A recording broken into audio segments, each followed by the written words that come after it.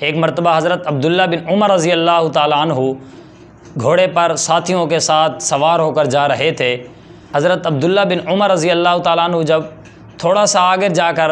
سر کو جھکا دیا تو ساتھیوں نے پوچھا کہ سر کو جھکایا کیوں ہے؟ یہاں پہ تو کوئی آپ کو درخت نظر بھی نہیں آ رہا، آپ نے کیوں سر کو جھکایا؟ تو فرمانے لگے کہ آپ صلی اللہ علیہ وسلم کے دور میں اس جگہ پر ایک درخت تھا، اور وہ جو درخت تھا آپ صلی اللہ علیہ وسلم جب اس سے گزرتے تو اپنے سر کو جھکا کر گزرتے تھے، اس لیے میں نے آپ صلی اللہ علیہ وسلم کی محبت میں اپنے سر کو جھکا کر گزرا ہوں، اور جب بھی گزرتا ہوں آپ صلی اللہ علیہ وسلم کی محبت میں اپنے سر کو جھکا کر گزرتا ہوں۔ اسی طرح حضرت امیر معاویہ رضی اللہ تعالیٰ عنہ کے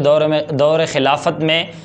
آپس میں دو آدمی لڑ پڑے، ایک دوسرے کے دانت توڑے انہوں نے، تو اس نے مقدمہ درج کرایا کہ اس نے میرے دانت توڑے ہیں۔ جب حضرت امیر معاویہ رضی اللہ تعالیٰ عنہ نے فیصلہ سنایا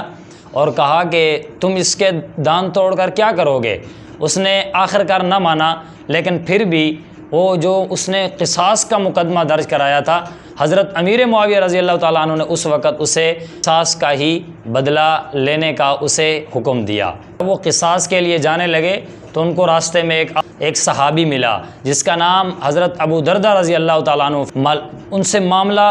معلوم کیا۔ جب ان کو معاملہ میں پتہ چل گیا کہ ان میں کون سا معاملہ ہے تو اس کے بعد فرمانے لگے کہ میرے دوستو،